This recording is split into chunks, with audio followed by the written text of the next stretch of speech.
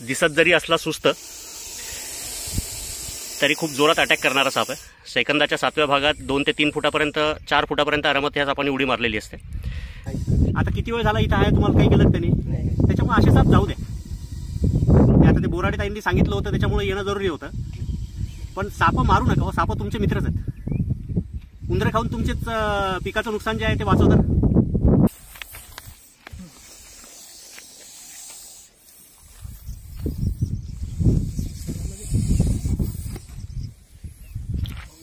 Sir कपडा घेऊ का?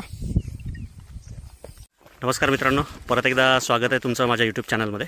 आज आपण आलो आहे शिवणी पिसा रोडला. गजानन डोईजड पत्रकार आहेत, त्यांच्या शेतामध्ये. ॲक्च्युली मी शेतातले साप पकडायला कधी जात नाही, पण आता ह्यांनी सांगितलं विषारी साप आहे, घोणस आहे म्हणून सांगितलं. त्यामुळे काढणं जरुरी आहे असं त्यांचं म्हणणं होतं, नाही तर मारला असता.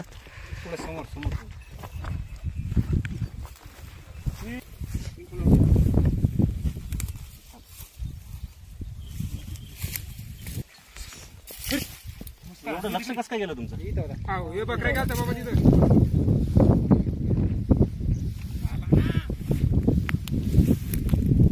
बघू शकता मित्रांनो, हा एक घोणस साप, विषारी असणारा. इंग्लिश नाव रसल साईडला.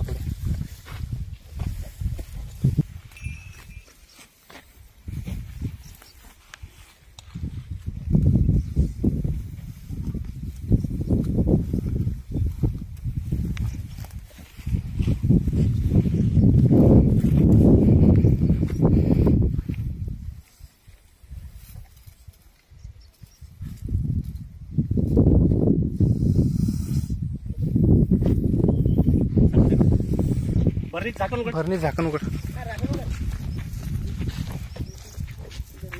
बघू शकता मित्रांनो, हा आहे विषारी घोणस साप. ठेव खाली.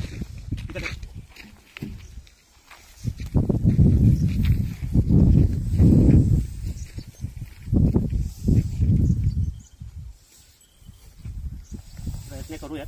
हात न लावता भरणीवर टाकायचा. शिजल्यावर कुकरच्या शिट्टीसारखा आवाज करणारा, गोल वेटाळा करून बसतो आणि चान्स मिळाला की उडी मारून झपकन चावणार असतात.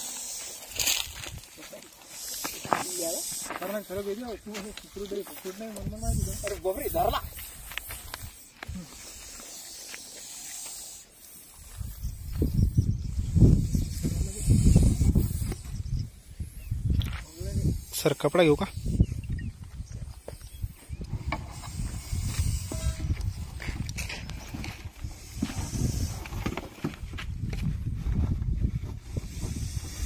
त्याच्यातला पुठ्ठा काढ.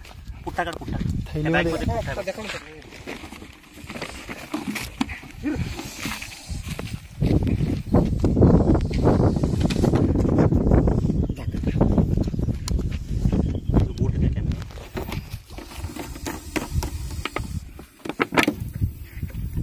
मित्रांनो सक्सेसफुली रेस्क्यू.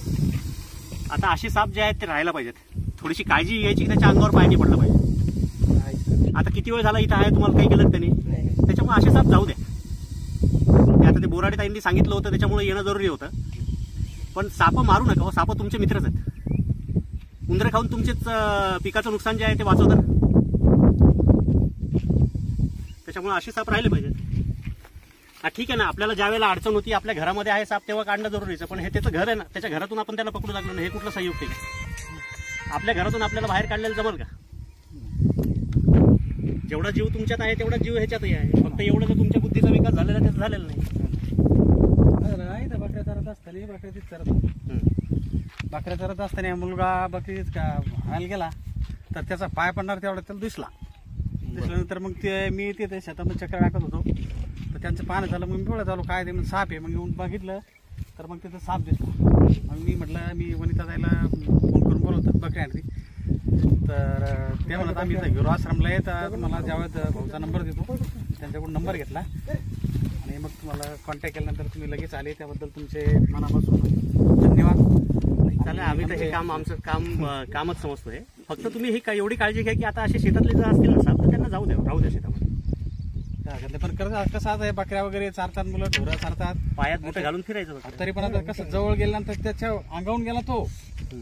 पण बरं झालं, तो असं शांत बसलेला होता. पायातून गेला पायातून ट्रॅक्टरवाली मंडळी ते म्हणत आम्ही मारतो इकडं, पण मारू नका, आम्ही बोलवलं त्यांना. त्यामुळे आम्ही कोणीच मारणार नव्हतो. मग आता बरेच मारणारी मंडळी गेले, आपण कोणालाच म्हटलं नाही. ते म्हणलं मारू नका साप. चला, धन्यवाद. हाय मित्रांनो, घोणच जो आपण शिवणी पिसा मधून रेस्क्यू केला होता, बऱ्याच मोठ्या साईजचा.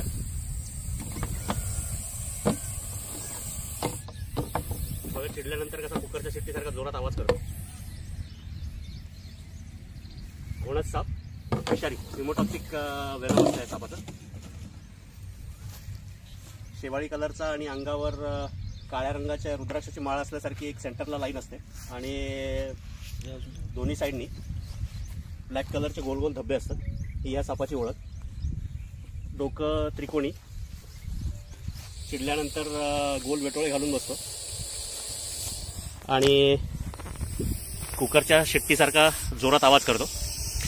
लोक समजतात की हा फार सुस्त साप आहे, पण हा दिसत जरी असला सुस्त तरी खूप जोरात अटॅक करणारा साप आहे. सेकंदाच्या 7व्या भागात 2 ते 3 फुटापर्यंत 4 फुटापर्यंत आरामात ह्या सापाने उडी मारलेली असते. त्यामुळे असा साप दिसल्यानंतर ह्या सापापासून कधी पण 5-6 फुटाचं अंतर ठेवलेलं कधीही चांगलं राहील. आणि इमिडिएटली जो कोणी जवळपासचे सर्पमित्र आहेत त्यांना इन्फॉर्म करून ह्या सापाला रेस्क्यू करून त्याच्या नैसर्गिक अधिवासात सोडून देणं महत्त्वाचं आहे, कारण विषारी साप आहे.